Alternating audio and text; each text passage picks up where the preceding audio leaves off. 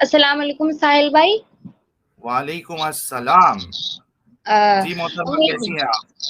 अल्लाह का शुक्र, मैं बिल्कुल ठीक। उम्मीद है आप सब भी बहुत अच्छे होंगे। तो मेरे अच्छा, पास इस मुझे वक्त बस तो 10 10 सेकंड दीजिएगा मुझे मोहतरमा, सिर्फ 10 सेकंड। अच्छा ठीक। जी। जी मोहतरमा, मैं आ चुका हूँ। आप अपने बारे में कुछ बताइएगा, फिर हम बात को आगे बढ़ाते हैं। एक्चुअली आपका ईमेल आया था मुझे कि आपको कुछ बात करना है मुझसे। तो बात दरअसल ये है कि मैं एक मुसलमान हूँ, और दूसरी बात ये कि मैंने भले ही कुरान जो है बात तर्जुमा ना पढ़ा हो, ना भले ही मैंने तफसीर के साथ ना पढ़ा हो, पर मेरा दिल नहीं मानता कि मैं अपना दीन छोड़ूं। ठीक है, पहली बात हम्म। तो ये है। और दूसरी बात ये कि अगर आप पहले एक मुसलमान थे तो मेरा आपसे ये सवाल है कि क्या आपका ये ओवरनाइट डिसीजन था कि आपको एक मुसलमान नहीं रहना चाहिए? जी देखिए मोहतरमा, आपका नाम आप बता सकती हैं, या कोई मतलब ऐसा नाम जो रियल नाम नहीं हो? मैं क्या बोल के आपको एड्रेस करूं? आप मुझे अनोनिमस से ही मुखातिब कर सकते हैं। ठीक। ठीक है। और आप इंडिया से हैं एनोनिमस जी? जी नहीं, मैं पाकिस्तान से हूँ। ओ वाह, बहुत जबरदस्त। तो एनोनिमस जी, देखिए मैं जो मेरा जो ये फेस था इस्लाम से, हालांकि मैं इस्लाम का एक दाई था, क्योंकि ये आयत मैंने कई बार सुनी है, पढ़ी है। उदउ इला सबीली रब्बिका बिल हिकमा वल मौइज़तिल हसना वजादिलहुम बिल्लती हिया अहसन। कि आप लोग यानी आपको चाहिए कि आप अल्लाह के रास्ते की तरफ लोगों को बुलाए हिकमत के साथ। तो मैंने कई यानी अपनी जिंदगी का बहुत सारा हिस्सा मैंने दावत और तबलीग में मैंने लगाया है। और तो आप सोचिए कि किस तरीके का मुसलमान में था। लेकिन जब और वो बुनियाद जो थी, वो इस्लाम का जो एक पहलू है, वो सिर्फ हमें बताया जाता है। हमें बस उसकी नॉलेज होती है, इसकी बुनियाद पे हम मुस्लिम रहते हैं, और इतनी शिद्दत से हम इस्लाम को पसंद करते हैं या मोहम्मद साहब को पसंद करते हैं। लेकिन जब आपके सामने सिक्के का दूसरा पहलू जब आना शुरू होता है, तो जो फर्स्ट फेज आपका ये होगा कि आपको यकीन नहीं होगा कि वाकई में ऐसा है। फिर दूसरा फेज ये होगा कि आपको ये चीज समझ में नहीं आई है, आपने गलत समझा है। फिर तीसरा फेस होता है कि अब आपका दिल नहीं मानता है कि इसका कोई क्लैरिफिकेशन या इसको किसी तरीके से डिफेंड भी किया जा सकता है।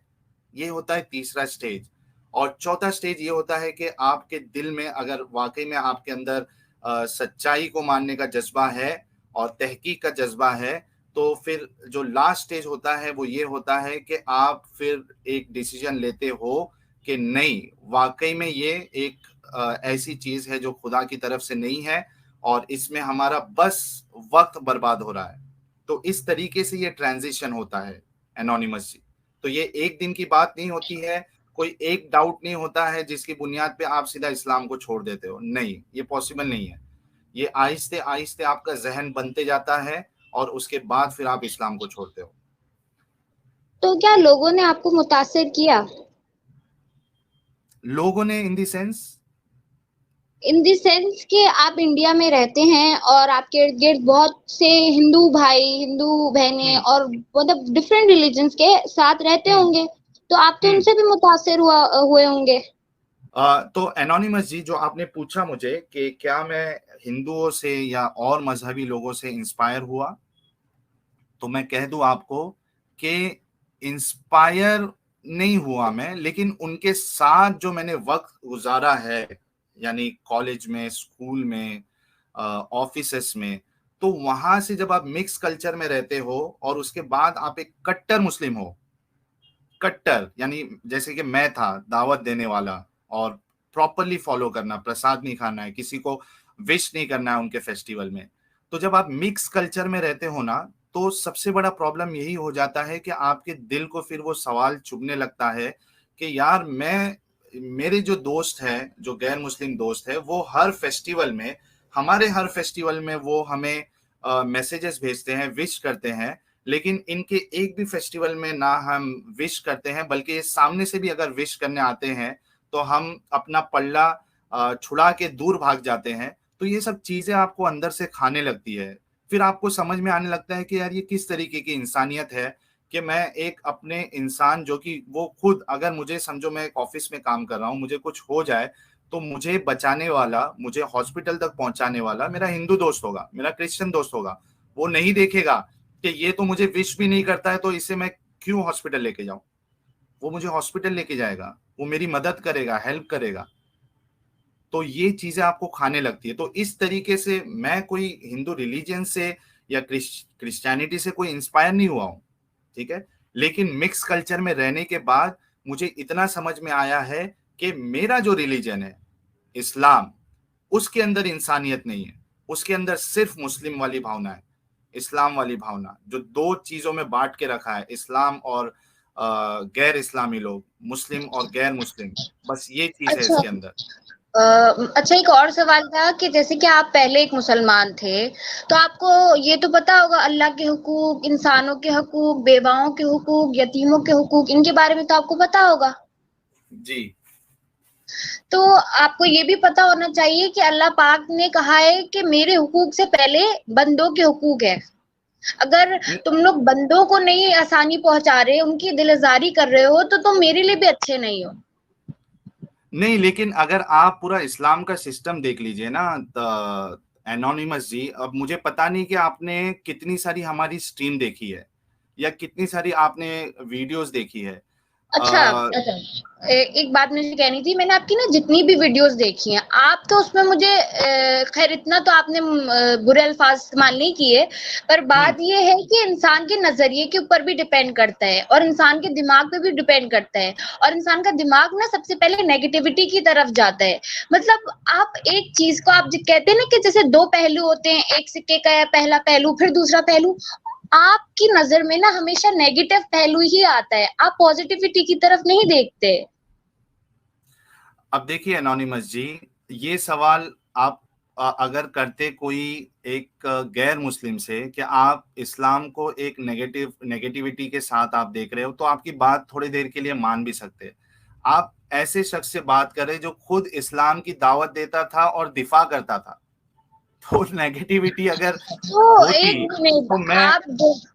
अच्छा, सॉरी, है ना, आप बोलिए। समझ रहे हैं ना कि मैं तो खुद दावत और तबलीग करता था, इस्लाम का दिफा करता था, तो नेगेटिविटी जी अगर जी, होती तो मैं। चलो, अब बात डिफरेंट है, आप दिफा करते थे, यानी वो हम्म। पास्ट है, और हम्म। करेंटली आप नहीं करते, आप नॉन मुस्लिम हैं, तो बहुत क्यों हुआ हूं? डिफरेंसेस आ जाते हैं। नहीं, तो ठीक मैं है। वही और कह रहा हूं ना कि पॉजिटिव थिंकिंग से मुझे एक्स मुस्लिम या नॉन मुस्लिम बनने की जो वजह थी, उसी बुनियाद पे मैंने किया है ना। अब आप मुझे बताइए एक बात, आपने मुझे ईमेल पे लिखा था कि आपने कुरान ट्रांसलेशन से नहीं पढ़ा है, ठीक है, पूरा नहीं पढ़ा है आपने, जी सही, ठीक है। आपने हदीसों को नहीं पढ़ा है, ठीक जी, है ना। आपने इस्लाम को सिर्फ उतना सीखा है जितना आपको बताया गया है। नहीं, ये बात तो दुरुस्त नहीं है। अगर मेरे मेरे दिमाग में कोई सवाल होता है तो मैं उसके जवाब ढूंढने के लिए निकलती हूँ, और अल्हम्दुलिल्लाह मुझे मिल जाता है, क्योंकि मेरे अंदर ये उम्मीद होती है, मेरे अंदर ये यकीन है कि अगर मैं ढूंढने की कोशिश करूंगी तो मुझे मिल जाएगा। अच्छा, अभी मुझे बताइए कि थोड़ी देर पहले एक आयत, एक भाई जो हमारे जुड़े थे उन्होंने बताया कि सूरह बकरा की वो आयत है, उसमें लिखा है कि जो गैर मुस्लिम औरतें हैं वो जो सेक्स स्लेव्स होती है उससे भी बदतर है। मैं आपको बता दूं, स्क्रीन पे वो आयत, आप जी इसके बारे में जरूर, क्या जी, कहेंगे। जी जरूर, आप पहले दिखा दीजिए। जी, मैं दिखा देता हूं आपको।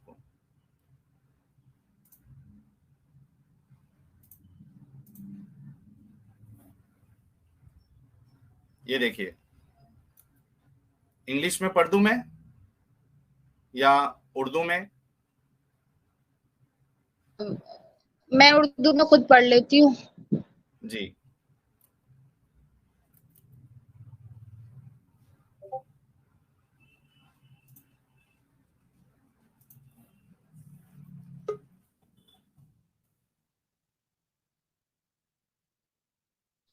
अच्छा जनाब, आपने कहा सेक्स स्लेव, तो यहाँ पे लिखा हुआ है कि मुस्लिम लौंडिया। अच्छा, अब लौंडिया सुनकर आपके माइंड में पता नहीं क्या क्लिक करता है या क्या मीनिंग निकलता है, पर मेरे लिए तो लौंडिया एक औरत ही हुई। वो मैं आपको बता दूंगा कि लौंडियों का क्या सिस्टम था, ठीक है, वो उस पे हम बात करते हैं और अभी करते हैं, ठीक है। लेकिन आप मुझे ये बताइए कि इस वक्त जो आपके सामने एक आयत है और जो मैंने कहा था कि इस्लाम के अंदर इंसानियत नहीं है, जो आप बोल रहे थे ना हुकूकुल इबाद, तो उसको हुकूकुल इबाद में जो है वो सिर्फ मुसलमान आते हैं, अच्छा, सारे लोग नहीं अगर आते हैं। एक मिनट, हालांकि एक अल्लाह का मिनट। दावा है कि अल्लाह सब सब सब मखलूक का जो है वो रब है, लेकिन जी, उसमें वो बाइफरकेशन जो हो जाता है वो सबसे बड़ा प्रॉब्लम है। आप देखिए इसका आप क्या जवाब देंगी। देखिए इस बात पे तो मैं यही कहूंगी कि एक मुस्लिम मर्द के लिए एक मुस्लिम औरत ही हलाल है। ठीक है, ये एक सही बिलीफ है, क्योंकि आप देखिए अगर एक मुस्लिम मर्द नमाज पढ़ता है और अगर एक मुशरिक औरत नमाज नहीं पढ़ती है, तो दोनों को कैसे, दोनों साथ कैसे रह सकते हैं? सबके अपने अपने बिलीव्स होते हैं, एक फैमिली होती है, तो नहीं आप नहीं, कैसे? देखिए देखिए देखिए, आप जो है ना एनोनिमस जी, आप वर्ड्स किस तरीके से यूज कर रहे हैं उस पर बहुत ज्यादा फर्क पड़ता है, ठीक है। आपको अगर ये कहना है कि आप बेहतर ये है कि आप अपने जो रिलीजन वाले हैं, जो बिलीफ सिस्टम है, सेम बिलीफ सिस्टम है, उनके साथ आप शादी करिए, तो समझ में आता है फिर भी कि ठीक है, सेम बिलीफ सिस्टम होगा तो आगे क्रैश नहीं होगा और डिफरेंसेस नहीं आएंगे।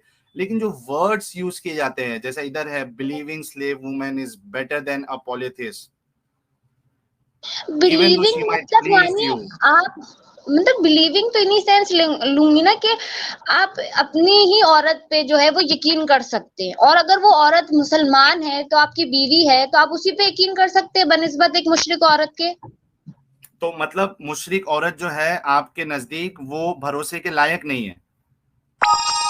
भरोसे के लायक नहीं, पर जिंदगी तो के मतलब जिंदगी के लिए आप एक मुस्लिम हैं और आप एक मुशरिक औरत से शादी कर रहे हैं, तो मतलब कैसे सूटेबल हो सकता है? क्योंकि हमें आगे की जिंदगी का तो नहीं पता ना, क्योंकि अल्लाह बेशक बेहतर जानता है कि आगे हमारे साथ क्या होने वाला है, तो कोई बेहतरी ही रखी है कि मुशरिक औरतों को मुशरिक मर्दों के लिए नहीं सही करार दिया गया। नहीं अच्छा, मैं एक और अच्छा, बात दूसरी यहाँ बात पे। आपने ये कहा, एक मिनट एनोनिमस जी, और आपने एक बात ये कही कि लॉन्डियो में क्या प्रॉब्लम है। अगर आपको कोई लॉन्डी बोल के बुलाए तो आपको चलेगा? आपको कोई लॉन्डी बना ले, सॉरी माफी चाहता एक हूं कि मैं मिनट ऐसे जी, अल्फाज आपके लिए यूज मुझे, कर रहा हूं। आप हाँ बताइए पर कि आपको अगर कोई लॉन्डी बोल के बुलाए तो आपको कोई प्रॉब्लम नहीं है उसमें?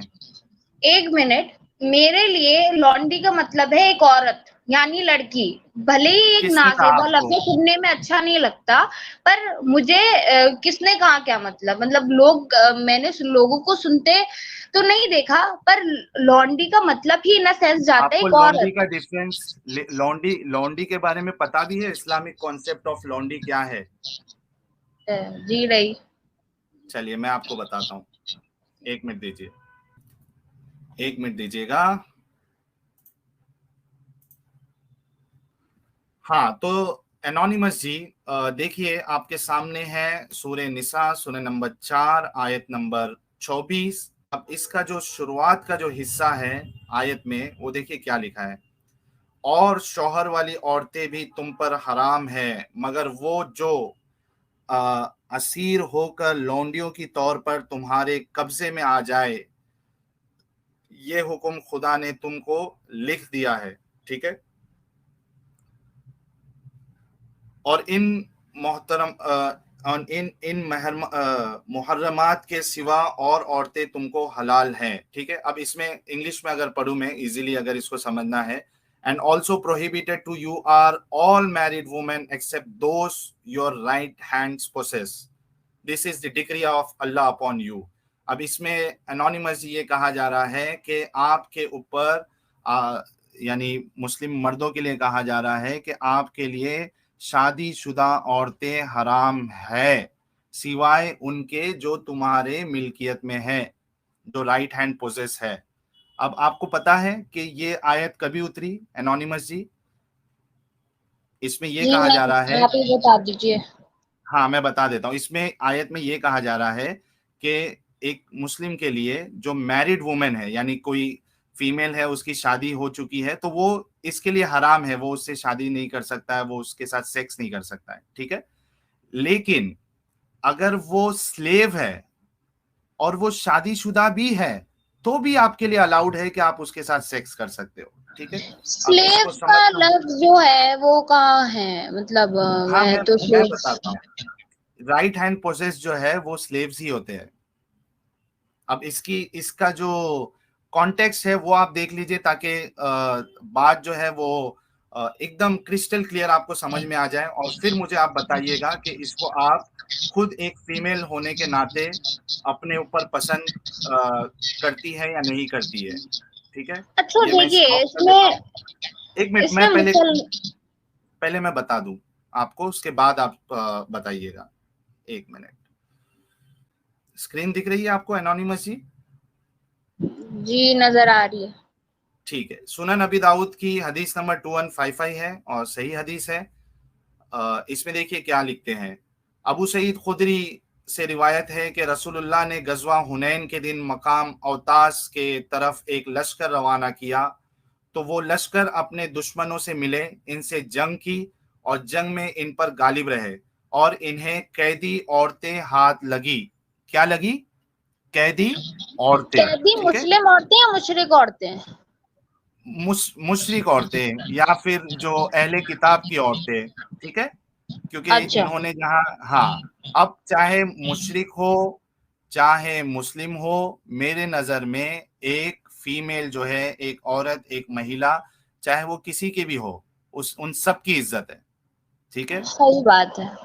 हाँ, बस इसको आप ध्यान रखिए, क्योंकि ये जो बाइफरकेशन जो मुस्लिम लोग करते हैं ना, इधर से ही मसला खड़ा हो जाता है। एक मेंटालिटी सामने आती है कि मुस्लिम औरत है तो ठीक है, वरना कोई मुश्किल नहीं, फिर आप कुछ भी करो उसके साथ, ठीक है। तो आप इस चीज का ध्यान रखिए। अब देखिए आगे क्या है। और इन्हें कैदी औरतें हाथ लगी, तो इनके शौहरों के मुशरिक होने की वजह से बाज सहाबा किराम ने इनसे जिमा करने में हर्ष जाना। अब आप बताइए, उर्दू आप जानती है ना जी एनोनिमस हाँ। जी? जी। जिमा किसको कहते हैं? जिमा का मतलब नहीं पता मुझे। जिमा सेक्स को कहते हैं या इंटरकोर्स को कहते हैं? अच्छा ठीक, फिर? ठीक है, एक मिनट रुकिए। हाँ, मतलब ये शादीशुदा औरतें थी, जो जो सहाबा इनको पकड़ के लेके आए थे, कैदी बनाए थे, स्लेव्स बनाए थे, उनको थोड़ा हिचकिचाहट हो रही थी कि ये शादीशुदा है, हम इनके साथ सेक्स या इंटरकोर्स कैसे करें, ठीक है। अब वो आते हैं अल्लाह के रसूल के पास इस मसले को हल करने के लिए कि यार क्या किया जाए। अब उस पे तो अल्लाह ताला ने इस सिलसिले में ये आज आयत नाजिर फरमाई, वल मुहसनातु मिनन निसाई, यही वाली जो सूरह निसा की आयत नंबर 24 है, ठीक है। तो वो इनके लिए हलाल है जब इनकी इद्दत खत्म हो जाए। अब आप बताइए, अच्छा आप अच्छा, बोलेंगे एक मिनट साहिल भाई, आपने कुरानी आयत तो पढ़ी है, आपने तफसीर भी पढ़ी होगी फिर? ये तफसीर है इसकी, ये जो हदीस है ये इसकी तफसीर है। नहीं, तफसीर यानी इसका बैकग्राउंड। आप गज़वा ये हुनैन की बात कर रहे हैं, वहां की सिचुएशन, वहां पे क्या हो रहा था, वो कैसी कैफियत थी, ये सब तफसीर में बयान होती है, हदीस मैं तफसीर आपसे नहीं है। ये कह रहा हूँ मैडम, आपको फिर बिल्कुल भी इस्लाम का नॉलेज नहीं है। आप कोई आलिम से राब्ता करें, जो हदीस है और जो तफसीर लिखी जाती है ना, वो खुद हदीस की रूह से, हदीस की रोशनी में तफसीर की जाती है। चलिए हम एक काम करते हैं, अगर आपको डाउट है, हालांकि मैंने इस आयत का शान नुज़ूल आपको बताया कि आयत किस कॉन्टेक्स्ट में उतरी है, मैं आपको तफसीर भी बता दूंगा, उसमें भी आपको यही चीज मिलेगा, मैं बता दूंगा। लेकिन आप मुझे ये बताइए कि आप जिस तरीके से लौंडी अल्फाज को एकदम हल्के में ले रहे थे, आप देखिए इस्लाम की तालीमात क्या है कि अगर गैर मुस्लिम औरतें या वो अगर शादीशुदा भी है, तो उनके साथ इंटरकोर्स करना बिल्कुल दुरुस्त है, जायज है, उसमें कोई कबाहत नहीं। आप बताइए कि किस तरीके से हम ऐसे मजहब को हम सही देखिए माने। मेरे पास एक और पॉइंट ऑफ व्यू आया, मैं बताती हूँ। यह है कि हाँ। जैसे कि गज़वा हुनैन की बात चल रही थी, तो बहुत से मुशरिक भी इंतकाल कर गए, चले गए दुनिया से। अब उनके पीछे जो थी, उनकी बीवियां थी, उनके बच्चे थे। तो इद्दत का मतलब तो मुझे भी समझ आता है कि जब शौहर मर जाता है तो औरत को 40 दिन तक इद्दत पर बैठना पड़ता है, और उसकी भी वजह ये है कि अगर खुदा न खास्ता वो प्रेग्नेंट है तो पता चल जाता है 40 दिन के अंदर। पर यहाँ पे जो आपने बात करी ना सहाबा वाली, तो वो इसलिए कि शायद उन मुशरिक औरतों को सहारा मिल जाएगा अगर उनको कोई नहीं पालने वाला। नहीं, अगर देखिए, अगर सहारा सहारा मिलने की आप बात कर रही है और इसमें मजे की बात नहीं है, ठीक है, तो मैं आपको और एक एक हदीस बता देता हूँ। हालांकि आपका जो जो बोलने का जो बात है वो इसमें फिट नहीं होती है, ठीक है। यहाँ पे वो लोग सेक्सुअल इंटरकोर्स के लिए कतरा रहे थे और उनके जो शौहर है वो थे, यानी कोई ये शर्त नहीं है कि शौहर अगर होंगे तो आप कह रही कि उनका इंतकाल हो गया होगा, कोई ऐसी शर्त नहीं है कि इंतकाल हो गया तो ये बेचारे उनको सहारा दे रहे थे, यहाँ बल्कि पर इद्दत का ये भी तो जिक्र है। हाँ, इद्दत वो इसके लिए है ताकि मतलब वो ऑलरेडी अगर किस प्रेग्नेंट है वो, तो आप सेक्स करोगे तो पता नहीं चलेगा कि वो आपका बच्चा है या उसके पहले शौहर का है, बस उसके एक प्रिकॉशन के लिए वो इद्दत है सर, मैडम जी, समझिए, वो सिर्फ एक प्रिकॉशन के लिए इद्दत है। इधर सवाल इद्दत पे नहीं है, इधर सवाल ये है कि जो लॉन्डी होती थी, स्लेव्स होती थी, उनके साथ सेक्स अलाउड था, बल्कि ये लोग कोइटस इंटरप्टस भी करते थे ताकि ये जो इनके हाथ में जो स्लेव्स लगी है उनको कहीं बच्चा नहीं हो जाए, ठीक है। और ये स्लेव्स को बेचा भी करते थे। चलिए मैं आपको और भी बता देता हूं ताकि बात आपके लिए और क्लियर हो जाए। ये देखिए, सुनन अबी माजा की हदीस नंबर 2517 क्या लिखा है। जाबिर बिन अब्दुल्ला कहते हैं कि हम लोग अपनी लौंडियां और उम्महातुल वलाद बेचा करते थे और नबी करीम हमारे दरमियान जिंदा थे और हम इसमें कोई हर्ज महसूस नहीं करते थे। आप सहारा देने की बात कर रही है, यहाँ तो बेचा भी करते थे ये लोग, ट्रेडिंग। अब इस पे क्या दिफा करेंगी आप?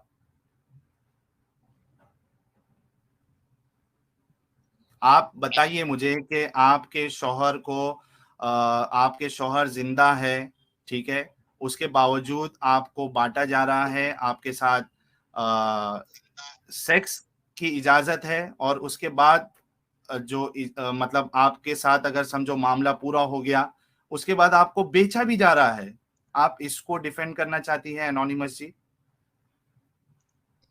जी मैं बिल्कुल डिफेंड करती, और मुझे इसमें बहुत सोचने का वक्त चाहिए, क्योंकि मैं कोई इम्पल्सिवली जवाब नहीं देना चाहती, मुझे इसमें सोचना है और मैं सोच के जवाब दूंगी।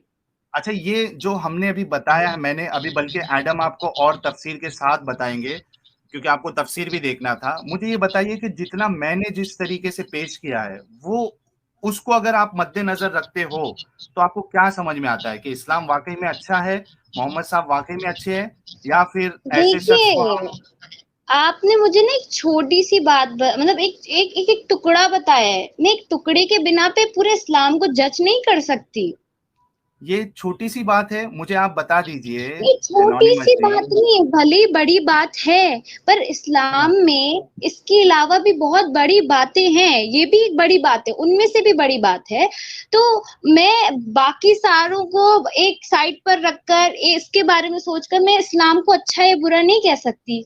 एक बात बताओ मुझे एनोनिमस जी, एक आपको दूध के गिलास में, ठीक है, एक बूंद अगर पेशाब का मिला के दे दिया जाए, ठीक है, तो क्या वो दूध आप पिएंगी? बिल्कुल नहीं। हाँ, तो इस्लाम का ये दावा है कि ये अल्लाह की तरफ से है, ये सबसे सच्चा है, मोहम्मद साहब जो है रोल मॉडल है। तो इसमें अगर एक बुराई भी ऐसी नजर आ गई जो आपको लगे कि हाँ वाकई में ये बुराई है, तो इसको आप एक्सेप्ट जो है नहीं कर सकती। उसकी मैं इस मिसाल पर मैंने आपको रिसर्च दूध और करूंगी। पेशाब की दे दी मैं है।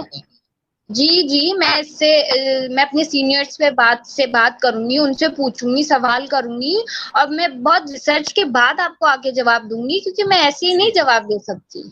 लेकिन ये तरीका तो एज ऑफ नाउ तो तरीका गलत लग रहा है ना आपको? देखिए, आपने ये आयत कहाँ से ली? आपने गूगल से लिया? आपने कौन सी ना वेबसाइट ना से ना, ली है? अच्छा एक काम करिए, आपके पास घर में कुरान जी है अभी मौजूद है? जी हाँ। लीजिए खोलिए। सूरह निसा खोलिए, सूरह नंबर 4। एक मिनट। एडम भी हमारे साथ जुड़ चुके हैं और मुझे लगता है कि अब 4 चांद लग जाएगी इस स्ट्रीम में। बल्कि मैं चाहता हूं कि गालिब भाई भी जुड़े ताकि चांद तारे सितारे सब स्ट्रीम में लग जाए। एडम जी बहुत बहुत स्वागत है आपका। सर बहुत मेहरबानी बुलाने का सर आपको, आपका बेसिकली एनोनिमस जी बात का ये शुक्रिया। इम्पोर्टेंट नहीं है एडम कि मैं आपको बुलाता हूं, बात ये इम्पोर्टेंट है कि आप जुड़ते हो, तो ये सर बड़ी बात है। बहुत मेहरबानी सर, बहुत मेहरबानी आपकी। नहीं, एनोनिमस जी का शुक्रिया कि वो आई हुई हैं स्ट्रीम में और स्ट्रीम के साथ जी, जुड़ी हुई हैं।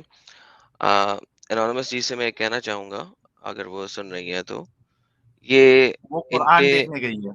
हाँ, इनके पास जौन-सी तफ़सीर है ना, मैं नहीं चाहूँगा कि वही खोल लें, वरना मैं स्क्रीन पे दिखा देता हूँ जो कि इनकी ऑथेंटिक वेबसाइट्स जी की जनाब, तफ़सीर। मैंने खोल ली है, खोल लिया। जी, हाँ, जी, खोलिए। सूरह निसा आयत नंबर 24 खोलिए आप। जी खोल ली। ठीक अब है, पढ़िए। क्या आपको पढ़िए उधर। मैं तर्जुमा जो है वो कर रही हूँ। as in- जी जी, ठीक है, पढ़िए। और बेअक्लों को उनका माल जिसे अल्लाह ने तुम लोगों के लिए सबब मईशत बनाया है मत दो। हाँ, उसमें से उनको खिलाते और पहनाते रहो और उनसे माकूल बातें कहते नहीं, रहो। ये कौन सी आयत पढ़ रही है सिस्टर? कम ऑन, और खुद सूरह पढ़ें। निसा सूरह मैं नंबर 4। सूर्य निसा की चौबीस, आयत चौबीस, नंबर चौबीस। 24। जी, अच्छा हाँ, अच्छा, 24 खोलिए। 24।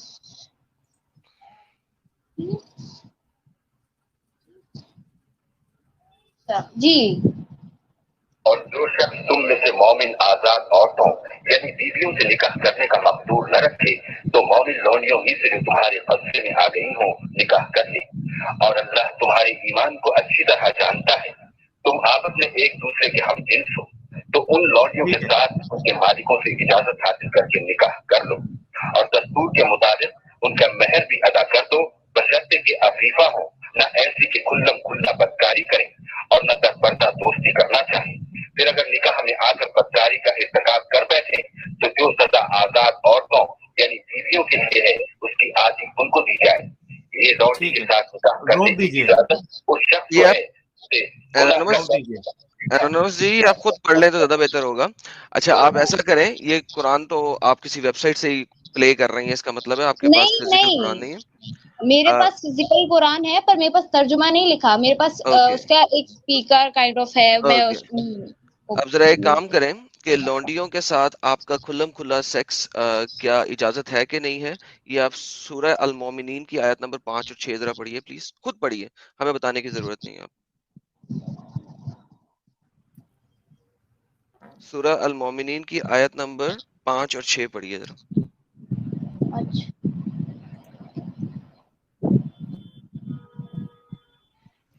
तो अपने कुरान पे पढ़ रही हैं, तो ये सॉरी कुरान। मुझे आपसे सवाल पूछना था। आयत नंबर 5 और 6, जी सिस्टर, राइट? जी सिस्टर, सूरह अल मोमिनीन की आयत नंबर 5 और 6 मैं तमाम लोगों के लिए पढ़ देता हूँ। मैं ट्रांसलेशन पढ़ रहा हूँ डॉक्टर इसरार अहमद की। जो अपनी शर्मगाहों की हिफाजत करने वाले हैं, मेल्स की बात हो रही है, सवाए अपनी बीवियों या अपनी लौंडियों के, तो ऐसे लोगों पर कोई मलामत नहीं है। कौन सी तफसीर पढ़ना चाहेंगी आप इस सिलसिले में? मैं वो खोल देता हूँ। पुरानी वाली आयत की भी जौन सी आप पढ़ना चाहेंगी मैं वो खोल देता हूँ। 4:24 के लिए भी जौन सी कहेंगी वो खोल दूंगा। बिल्कुल। और अशकुमार जी, जी बता दीजिए, किस आयत की सिस्टर? ये जो आपने अभी पढ़ी। जी, आप अपनी बीवियों या अपनी लौंडियों के साथ अपनी शर्मगाह की हिफाजत करने की आपको ज़रूरत नहीं है। आपका कोई आलम जो इस दुनिया में इस वक़्त मौजूद है, आप सुन्नी फ़िक़्ह से ताल्लुक़ रखती हैं ना? मैं फिरकाओं पे ना बिलीव नहीं करती। लेकिन आप शिया हैं कि तो सुन्नी हैं? मैं फिर वो वाली तफ़सीर बोलूँ ना? नहीं, मैं एक आपको बात बताऊं ना, मुझे शियाओं के बारे में इतना पता है ना मुझे सुन्नियों के बारे में इतना पता है। मुझे इतना पता है कि बस मैं एक उर्दू स्पीकिंग हूँ। ओके, आपका चलो कोई भी आपका पेश कर दो, एडम ठीक कोई भी पेश कर दो। ठीक है जी, ठीक है। लें जी, हम चले जाते हैं सूरह अल-मोमिनून। ये एक सेकेंड, एक एनोनिमस जी, कीजिए। आपका वॉइस आप बंद कर दीजिए। हाँ एडम बोलिए। ओके 23:6 मैं सर खोल रहा हूँ इस वक्त तफसीर। ये ले जी, सारी पढ़ लेते हैं सर, तीनों चारों पढ़ लेते हैं, क्या मसला। सबसे पहले आ जाती है जी हमारे पास इब्न अब्बास की, save for their wives up to 4 wives or the slaves that their right hand possesses without any limit in number. So 4 तो आपको बीवियां हैं, उसके अलावा स्लेव्स के ऊपर कोई लिमिट नहीं है, आप जितनी मर्जी रख लें और ये आप उसके साथ फिजिकली इन्वॉल्व हो सकते हैं, जैसा कि आयत नंबर 5 बताती है। दोबारा बताता है एक्सेप्ट फॉर देयर स्पाउस, क्या एक्सेप्ट? आयत नंबर 4, अपनी शर्मगाहों की हिफाजत करें, यानी कि अपने प्राइवेट पार्ट्स को उनके साथ ना इन्वॉल्व करें। Except for their spouses, that is to be their spouses and what their right hand possesses, that is concubines, for there is no blame in them having sexual intercourse with them. This is the Jalalain. Let's see इब्न कतीर। इब्न कतीर जो है उसके ढूंढना पड़ेगा हमें, क्योंकि वो आयत number 1 से लेके आयत नंबर 11 पूरा का पूरा इसके अंदर है। तो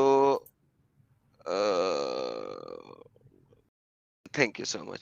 और सर ये देखें, they are free from blame but whoever seeks beyond that, meaning other than a wife or a slave girl, वो अग्रेसर्स में से हैं, ठीक है।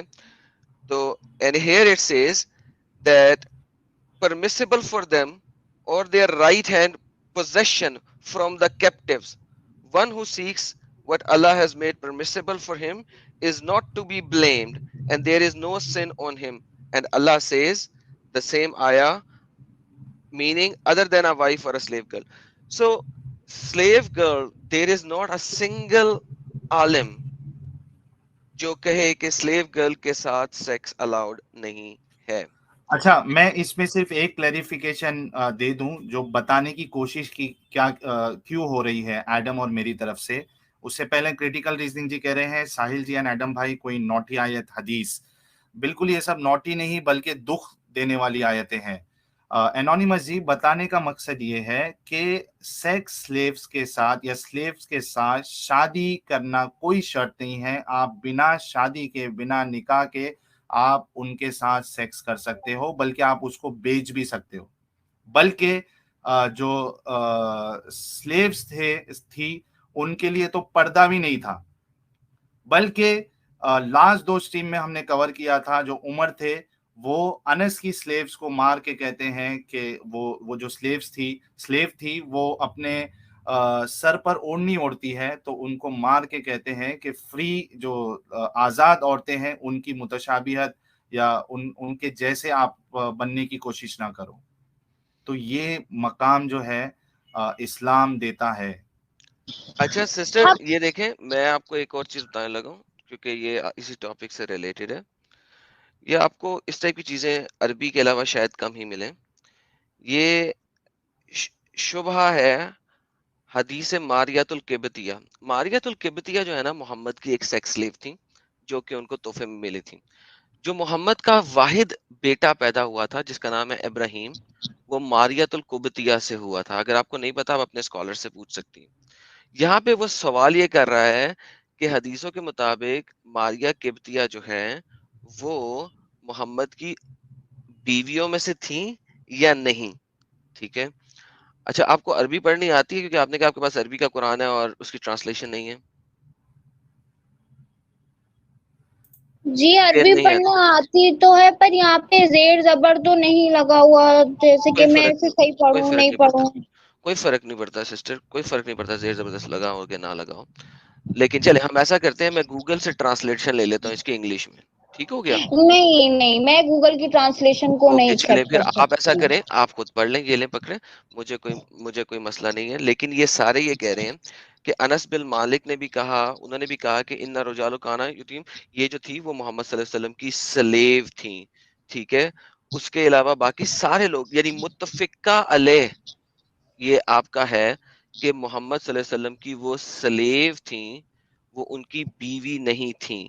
और जो अच्छा वाहिद बेटा पैदा एडम, हुआ था, हाँ एडम, सॉरी इंटरप्ट कर रहा हूँ, वो हदीस भी बता दो ना सुनन नबी दाऊद की, कि मोहम्मद साहब अपनी बांदी के साथ सेक्स कर रहे थे तो आयशा और जी, वो जो कुरान की हफ्सा है, तफसीर के अंदर भी है, वो कुरान की तफसीर के अंदर हाँ, भी है और सुनन वो। नबी दाऊद में भी सही हदीस है, वो जी सही बिल्कुल, हदीस है वो। बिल्कुल, ये इसीलिए मैं बिल्कुल वो भी दिखाते हैं सर। आप वो खोल लें, मैं उतनी देर में ये वाला कर लूं, उतनी देर में आप वो खोल लें। ठीक। तो सिस्टर बात ये है कि जो स्लेव्स है ना, female slave captives of war, आप अब रुजाल का तो आपको मतलब पता है ना कि वो स्लेव है। आप यहाँ पे मुख्तलिफ जगह पे देख लेंगे कि वो जना में शामिल नहीं है, और मारियातुल किबतिया भी जो हैं वो उनकी बीवियों में से नहीं थी।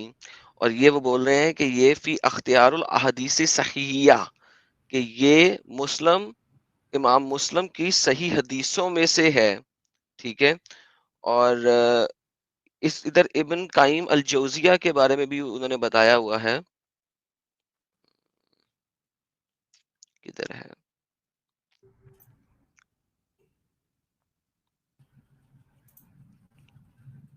ये देखें, भाई इब्राहिम रजी अल्लाह अन्हु का नाम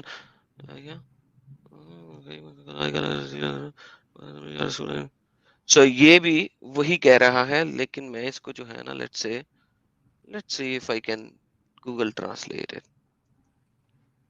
सो आप इस सब्जेक्ट पे अगर आप खुद पढ़े ना, आलमों के पास तो आपको जाने की जरूरत ही नहीं है। क्या उन्होंने आपको क्या बता देना है?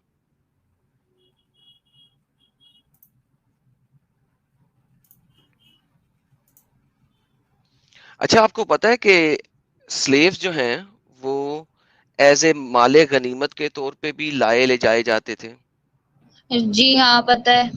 और हजरत अली रजी अल्लाह एक अन्हु, मिनट, मुझे ना हजरत, ये बात नहीं समझ आती कि जी आप सिस्टर, लोग जो हैं स्लेव को एज ए सेक्स क्यों आप ले रहे हैं? क्या क्योंकि स्लेव से कोई और काम नहीं लिया जा सकता? बिल्कुल जी, घर का काम भी करवाया जा सकता है उनसे, उनको ड्राइवर के तौर पे भी यूज किया जा सकता है, उनसे घर से सारे काम भी करवाए जा सकते हैं। स्लेव जो है बिल्कुल ऐसे ही है जैसे आप एक कप खरीद के अपने घर लेके आती हैं, एक कुर्सी खरीद के अपने घर लेके आती हैं। स्लेव की पिटाई भी की जा सकती है, स्लेव अगर घर से भागे तो उसको कत्ल भी किया जा सकता है।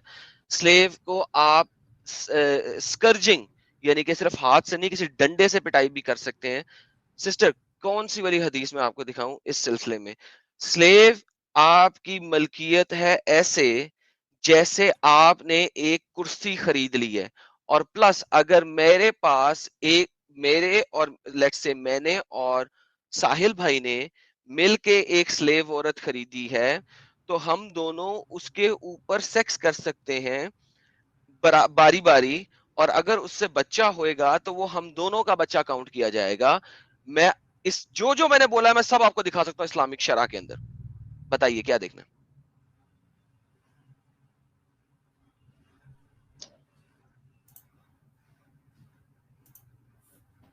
ये जो आपने मिल्कियत की बात की है वो जी, मुझे आप प्रूफ दिखा दीजिए। मलकियत की बात की है, मैं प्रूफ दिखा दूं? जी।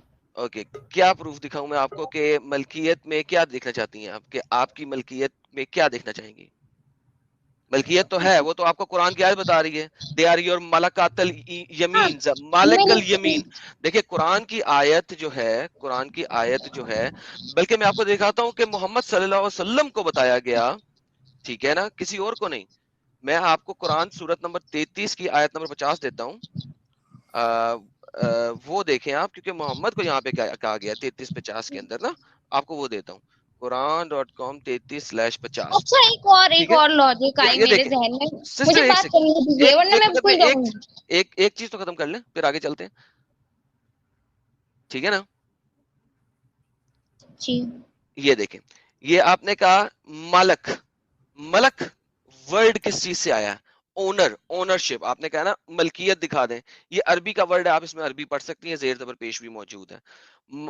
जो वमा मालकत, मलकत राइट, यमीनुका, यमीनों का, ठीक है, जो आपके लिए राइटली आपने उसको पोजेस किया है, यानी कि राइटली आपने लिया। और ये आयत बोल किसको रही है? ए राइटली नबी, निकाह करके लिया है।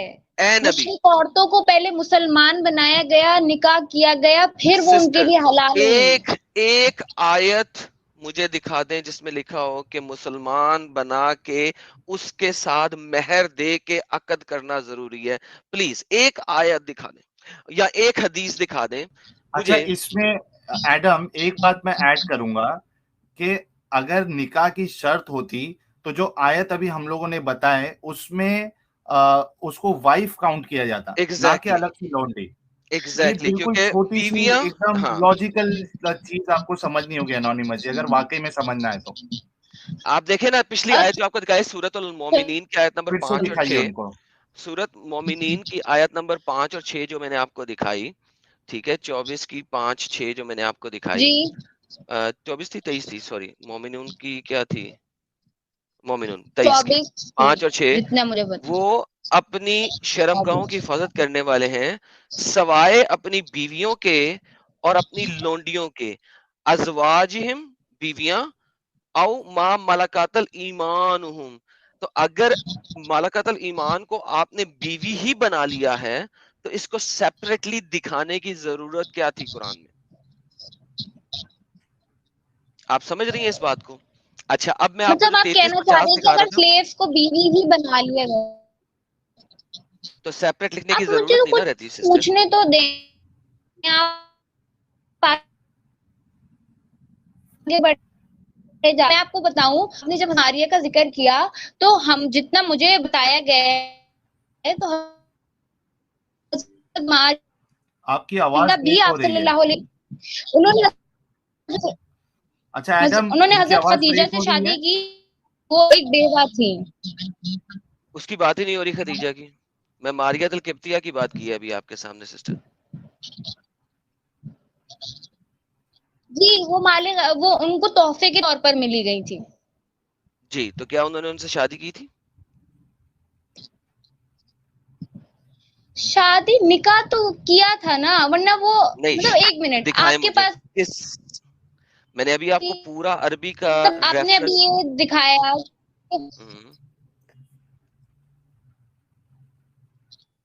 आपको प्रूफ दिखाती है अगर मैं प्रिपेयर होकर आती कि जी मुझे हजरत मरियम के बारे में हजरत के बारे में बात करनी है, ओके, आप मारिया तो किप्तिया मैं की बात ना करें, लेके आती। आप जाके सर्च करें। ये देखें, मैं आपको चंद एक आर्टिकल्स देने लगा हूँ प्राइवेट चैट के अंदर, इनको अच्छा अपने एडम, स्कॉलर्स को दिखाइएगा पर और ये बताइएगा। अच्छा, एक मिनट, एडम जी सर। मेरी आवाज आ रही है, क्लियर जी है? सर, आपकी आ रही है, सिस्टर की टूट रही है। हाँ। अच्छा, मैं सिर्फ ये कह रहा हूँ ना, इनको ये डाउट है ना कि मैरिज जो है वो कंपलसरी है। मैं बोल रहा हूँ कि वो सुनन अबी दाऊद वाली जो हदीस है ना कि मोहम्मद साहब स्लेव के साथ सेक्स कर रहे थे, जिसकी बुनियाद पे वो सूरह तहरीम की आयत उतरी थी, जी वो मैं सिर्फ दिखा दूं, एक बार मुझे मिल नहीं रही है, वो दिखा दो, मसला ही खत्म हो जाएगा मैं ना। दिखाता हूँ सर। वो हाँ। अच्छा आदम भाई एक और सवाल था मेरा आपसे कि आपने मुझे कुर्सी और एक किताब दी, तो आप मुझे बताएं कि कौन शख्स होगा जो अपने पैसों से कप या कुर्सी खरीदेगा और उसे तोड़ देगा? तो सेक्स करने में तोड़ना कहाँ से आया? आपको मेरी आवाज आ रही? जी मैंने कहा सेक्स करने में तोड़ना कहाँ से आया? जनाब आपका दिमाग जो है, आपका दिमाग सेक्स के अलावा से क्यों नहीं आगे बढ़ता? क्योंकि एक दो लोगों के बीच क्योंकि जरूरी नहीं सिर्फ सेक्स ही हो, और भी डिफरेंट चीजें क्योंकि हैं। एग्ज एनोनिमस जी, क्योंकि आपके मोहम्मद साहब और सहाबा के दिमाग में सेक्स ही चलता था। अच्छा सिस्टर, वो बात ये है, कोएप्टस कोएप्टस नहीं सर, इंटरप्टस वाली हदीस भी हम क्या बता आपने सकते उनका हैं कि जो दिमाग पढ़ा? सर एक सेकेंड, हदीसों में से मालूम पड़ता है। हाँ एडम बोलिए, साहिल भाई एक कंटिन्यू सेकंड करें। एक सेकंड एक सेकंड मुझे इनको जवाब देने दें। सिस्टर देखें, सेक्स हम नहीं ना लिख रहे, ये आपका कुरान लिख रहा है, राइट? क्या कुरान कह रहा है कि शर्मगाहों की हिफाजत करो सवाए अपनी बीवियों और मलाकातल यमीन के? मैंने तो सवाल आपसे सिर्फ ये किया है कि वो जो बीवी आपकी सपोजिटली आपकी बीवी है वो एक है, यानी कि आप, सॉरी आप जो फीमेल हैं, सपोजिटली आप किसी शख्स की बीवी हैं, उसके अलावा उसके पास मल्टीपल स्लेव गर्ल्स हो सकती हैं इस्लामिक शरा के मुताबिक, जो आपके घर में काम कर रही हैं, और वो शख्स जब चाहे, अगर वो स्लेव है, वो पैसे पे भाड़े पे आई हुई नौकरानी नहीं है, स्लेव है, तो वो शख्स आपके अलावा उन तमाम स्लेव गर्ल्स के साथ सेक्स कर सकता है, अलाउड है, हलाल है। क्या आप इस चीज के ऊपर सोचना पसंद नहीं कर रही?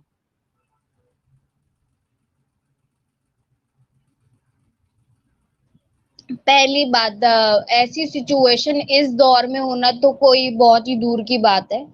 और ये 1400 साल आपको पता है पहले कि कब हमें खत्म नहीं हुई पता थी? क्या सिचुएशन थी। सिस्टर एक सेकंड, हमें सब जी, पता है क्योंकि वो क्या? हदीसों में लिखा है। क्योंकि वो हदीसों में लिखा है इसलिए हमें सब पता है, और हम वही दिखा रहे हैं जो हदीसों में लिखा है। मैं आपको तफसीर दिखाने लगा हूँ वही कुरान तो की आयत आप नंबर। समझते हैं आपको सब पता है। इंसान का हमें जो पता वो दिमाग है है ना, जो लिखा हुआ इट है। Has boundary. बाउंड्री है, अच्छा इंसान अपनी बाउंड्री से ज्यादा भी नहीं सोच सकता। सिस्टर बात सुने, मैं आपको यहाँ पे ये साबित कर सकता हूँ कि अल्लाह का माइंड भी एक बाउंड्री में था, अगर आप उस टाइप पे जाएंगी। लेकिन आप पहले हम क्या ये कह रहे हैं? देख लें। अल्लाह का पहले माइंड, जी जी आपने यही मैं कहा ना? पहले जी जी पहले हम ये देख लें, फिर हम उसके बाद अल्लाह के माइंड के ऊपर चलेंगे, ठीक है? बारी बारी करते हैं ना, एक एक वक्त में एक काम को खत्म कर लें, फिर हम दूसरे काम पे भी चलेंगे, ठीक है? ये मैं आपको तफसीर दिखाने लगा हूँ, ठीक है? ये आयत नंबर 1 सूरत नंबर 66 की आयत है। ये कहती है, O prophet, why do you prohibit what God has made lawful for you in terms of Coptic handmaiden Maria. So Muhammad जो थे वो, when he laid with her in the house of Hafsa, who has been away, but who upon returning and finding out became upset by the fact that this has taken in place in her own house. लेकिन sister बात आपसे मैं simple ये कर रहा हूँ कि आप छोड़ दें क्या है, क्या गलत है, क्या सही है, सेक्स से आगे हम सोच रहे हैं कि नहीं सोच रहे हैं। आप सिर्फ इतना देखें कि क्या एक औरत जिसको आपने बांधी बनाया है, ठीक है, उसके साथ आपको सेक्स करना रेपिंग कहलाएगा या एक शादी कहलाएगी? प्लीज पहले तो ये जवाब दें।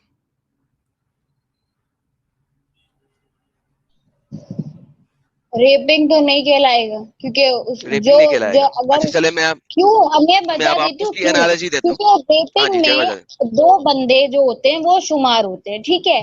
अगर एक जबरदस्ती हम्म, कर रहे हैं तो दूसरा जो है वो अपने आप को छुड़ाने की कोशिश कर रहा है। जैसे कि जी वो बिल्कुल। गुलाम थे, उन्होंने अपने आप को नहीं छुड़ाया, वो यानी उन्होंने एक्सेप्ट किया, तभी उन्होंने, अगर वो मना कर देती तो आप हम्म, सल्लल्लाहु अलैहि वसल्लम नहीं करते। ओके, यहीं पे मैं बात करने लगा हूँ। अब मुझे यहाँ पे ये दिखाइए, ये मेरी बात आज से 3 हफ्ते से मैं यही पूछ रहा हूँ तमाम मोमिनीन को और मोमिनात को जो इस चैनल पे आ रही हैं। मुझे एक एक एक रेफरेंस दे दें जहां पे लिखा हो कि जो स्लेव्स औरतें हैं, सेक्स के लिए उनसे परमिशन लेने की जरूरत है। एक भी नहीं है। नंबर 1। नंबर 2, अब मैं आपको दूसरी लॉजिकल रीजनिंग दूंगा, अगर आपको समझ आ जाए तो आप फौरन दीन इस्लाम छोड़ देंगे। देखें, मैं एक मुसलमान होके मैंने आपके मुल्क पे हमला किया। सपोज करें कि आप इंडिया में रहती हैं और मैं पाकिस्तान में रहता हूँ, सपोज करें। और यार इंडिया वाले लोगों से माजरत, मैं एग्जांपल दे रहा हूँ। तो एक मुसलमानों ने हमला किया इंडिया पे, ठीक है, उन्होंने, आप मर्द हैं, आपको कत्ल कर दिया, आपके भाइयों को कत्ल कर दिया और आपको बांधी बना लिया। अब मैं उस जंग में शामिल था और मेरा नाम है धैयुल कल्बी। मैं उस जंग में शामिल था, मैं कत्लो गारत में शामिल था। मैं मोहम्मद के पास आया और मैंने मोहम्मद को कहा मुझे एक औरत गुलाम दो। मोहम्मद ने कहा जाओ, वहां पे इतनी औरतें पड़ी हैं, जिस मर्जी औरत को ले लो। मैं गया और मैंने जाके एक औरत को ले लिया। अब उस औरत के साथ जब मैं सेक्स करूंगा, क्या वो औरत मुझसे अपनी इजाजत के साथ सेक्स करने देगी, या उसे पता है कि मैं इसकी गुलाम हूं, मेरे माँ बाप बहन भाइयों सबको इन्होंने मार दिया है, he can beat me up as well and still do sex. वो खेमे के अंदर क्या हो रहा है वो कोई नहीं जानता, लेकिन क्या आप इस चीज को अलाउ करती हैं और इस चीज को सही समझती हैं?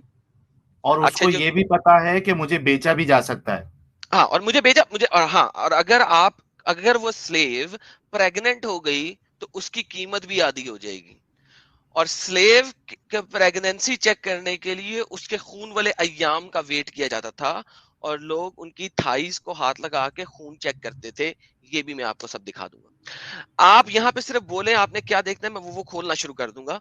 लेकिन सिस्टर इस चीज को समझने की कोशिश कीजिए, बेसिक प्रिंसिपल, कि अगर एक औरत आपने लड़ाई करने के बाद और उस कबीले उस इलाके से जीतने के बाद हासिल की है, उसके साथ सेक्स बिल जबर ही है, चाहे वो अपने आप को ढीला छोड़ दे आपके सामने, चाहे वो अपने आप को अकड़ा ले, वो सेक्स बिल जबर ही है। यू कैन नॉट थिंक उसके of it pass any other way. Option क्या है? उसके पास एग्जैक्टली ऑप्शन क्या है कि वो रोके अपने आप को? उसको सब पता है कि ये जो चीज है ये मुझे बेचा भी जा सकता है, मैं नहीं चाहते हुए भी कुछ नहीं कर सकती मेरे साथ, तो इसको अलाउड है। तो आप, मुझे बिल्कुल समझ में नहीं आता है कि किस तरीके से आप खुद एक महिला है और सोचिए कि थोड़ी देर के लिए आपके साथ इस तरीके से हो, आपको बेचा जाए, आपको दे दिया जाए किसी को, आप कैसे सोचेगी अपने बारे में? और इतना कन्वीनियंटली, इतना आसानी से आप इसको दिफा करने की कोशिश कर रही है, इतनी सारे हवाले देने के बाद। बड़ा ही अजीब मुझे लग रहा है। मैं अभी एनोनिमस जी को मौका दूंगा। जी एनोनिमस जी बताइए।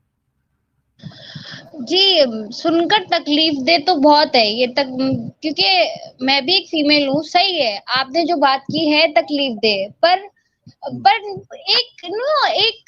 एक हिचकिचाहट होती है, एक खलिश रह जाती है। और मुझे ना इस पे रिसर्च करना है, क्योंकि जितना आपने किया है वो तो आपको पता है ना, आपने एक्सेप्ट कर लिया। पर वो जो मेरे दिल में जो छोटी सी खलिश है ना, वो मुझे वो रिसर्च करके अपने सीनियर से पूछ कर, समझ कर फिर एक्सेप्ट करना है। मैं इम्पल्सिवली ठीक है। कोई नहीं अपना ये जवाब दे। सवालात आपको समझ आ गए हैं, जो सवालात आपके सामने किए हैं जी वो आपने किए हैं। आप प्लीज ये रेफरेंसेस मुझे किसी तरह अगर शेयर कर सकते हैं तो प्लीज। प्राइवेट चैट में मैंने आपको मारियाल कुप्तिया का रेफरेंस दे दिया। उसके अलावा आप ऐसा कीजिए, उनके पास जाइए, उनसे रेफरेंस लेके आइए।